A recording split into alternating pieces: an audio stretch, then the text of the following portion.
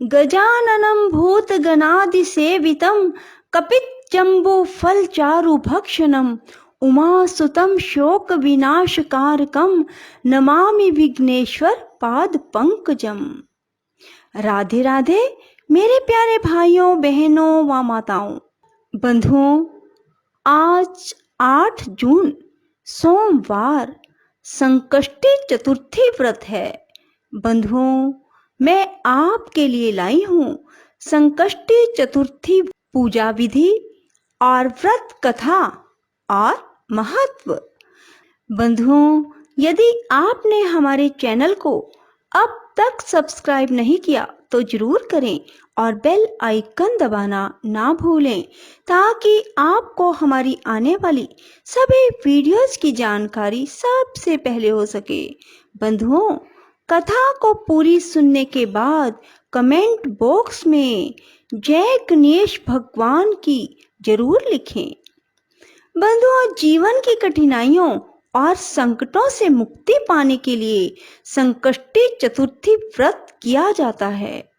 आर्थिक संकट से छुटकारा पाने के लिए भी संकष्टी चतुर्थी का व्रत किया जाता है। बंधुओं, संकष्टी चतुर्थी को अलग अलग नामों से जाना जाता है। कई लोग इसे संकट हरा चतुर्थी कहते हैं और कुछ लोग संकट चौथ कहते हैं। बंधुओं, संकष्टी चतुर्थी के व्रत का महत्व बहुत अधिक है। संकष्टी चतुर्थी व्रत करने वालों का जीवन सुखमय हो जाता है। संकट को हरने वाली चतुर्थी संकष्टी का अर्थ है कठिनाइयों व कष्टों से मुक्ति पाना। संकष्टी चतुर्थी के दिन भगवान गणेश की पूजा की जाती है। ऐसा करने से घर की नकारात्मक शक्तियां दूर हो जाती हैं और घर में सकारात्मकता आ जाती है। घर में मनुष्य के जीवन में शांति आ जाती है। घर में आने वाली सभी विपदाओं से छुटकारा मिल जाता है। बंधुओं, संकष्टी चतुर्थी व्रत सूर्य उदय से प्रारंभ होकर चंद्र दर्शन के समय तक किया जाता है। बंधुओं, पूरे साल में संकष्टी चतुर्थी के 12 महीनों के 12 व्रत होते हैं। यह व्रत कृष्ण पक्ष की तृतीय तिथि अथवा चतुर्थी तिथि को ही होता है। हिंदू धर्म में अधिकतर लोग संकष्टी चतुर्थी का व्रत करते हैं। संकष्टी चतुर्थी व्रत पूजा विधि। बंधुओं, व्रत में कोशिश करें कि निर्जल व्रत ही करें। यदि आपका स्वास्थ्य ठीक नहीं है और आप निर्जल व्रत नहीं कर पा रहे तो आप दूध पीकर, फल खाकर, जूस पीकर, चाय पीकर भी इस व्रत को कर सकते हैं। बंधुओं, नमक तो रात को चंद्र दर्शन के बाद, चंद्रमा को अर्घ देने के बाद ही खाया जाता है। बंधुओं, अपने शरीर को कष्ट देकर व्रत ना करें। व्रत रखने से पहले सोच लें कि आपने व्रत किस प्रकार रखना है, जैसे कि दूध, चाय, जूस पीकर करना है या फिर निर्जल करना है। बंधुओं, प्रातःकाल सूर्योदय से पहले उठें और नित्य कर्मों से निवृत्त होकर स्नान करें। फिर गणेश जी के सामने हाथ में जल लेकर संकल्प लें जैसे भी आपने व्रत रखना है, दूध फल खाकर पीकर या फिर निर्जल व्रत। बंधुओं, जैसा भी आप संकल्प लेंगे उसी प्रकार का व्रत रखना, वरना व्रत टूट जाए तो ये शुभ नहीं होता।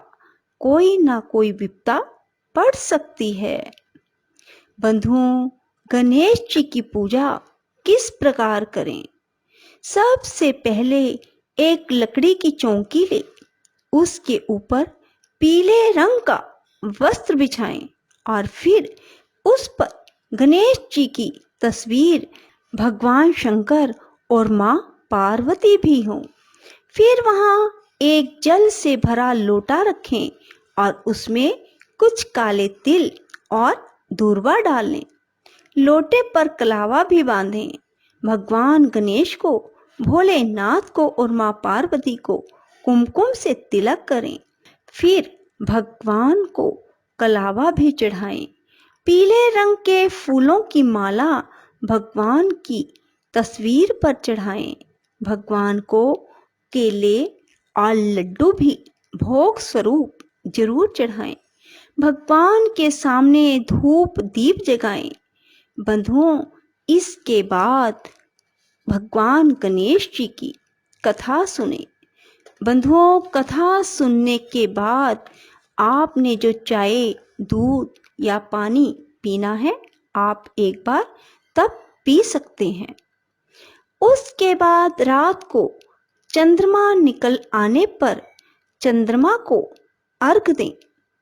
बंधुओं, किसी चांदी के लोटे में थोड़ा सा कच्चा दूध डालें और जल डालें और फिर चंद्रमा को अर्घ दें और फिर थोड़े से खीर या फिर गुड़ का चंद्रमा को भोग लगाएं। बंधुओं, अब मैं आपको सुनाने जा रही हूँ संकष्टी चतुर्थी की पौराणिक कथा। बोलो गणेश भगवान की जय। एक समय भगवान विष्णु और माता लक्ष्मी के विवाह की तैयारियां चल रही थी। इसमें सभी देवताओं को निमंत्रित किया गया, लेकिन विघ्नहर्ता गणेश जी को निमंत्रण नहीं भेजा गया। सभी देवता अपनी पत्नियों के साथ विवाह में आए, परंतु गणेश जी वहां नहीं आए। ऐसा देखकर देवताओं ने भगवान विष्णु से इसका कारण पूछा। उन्होंने कहा कि भगवान शिव और पार्वती को निमंत्रण भेजा गया था। गणेश अपने माता पिता के साथ आना चाहें तो आ सकते हैं, क्योंकि उनको 1.25 मन मूंग, 1.25 मन चावल, 1.25 मन घी, 1.25 मन लड्डू का भोजन दिन भर में चाहिए। यदि वे नहीं आए तो अच्छा है। दूसरे के घर जाकर इतना सारा खाना पीना अच्छा नहीं लगता। इस दौरान किसी देवता ने कहा कि गणेश जी अगर आए तो उनको घर की देख रेख की जिम्मेदारी दी जा सकती है। उनसे कहा जा सकता है कि आप चूहे पर धीरे धीरे जाएंगे तो बारात आगे चली जाएगी और आप पीछे रह जाएंगे। ऐसे में आप घर की देख रेख करें। योजना के अनुसार विष्णु जी के निमंत्रण पर गणेश जी वहां उपस्थित हो गए। उनको घर की देखरेख की जिम्मेदारी दे दी गई। बारात घर से निकल गई और गणेश जी दरवाजे पर ही बैठे थे। यह देखकर नारद जी ने इसका कारण पूछा तो उन्होंने कहा कि विष्णु भगवान ने उनका अपमान किया है। तब नारद जी गणेश जी को एक सुझाव दिया।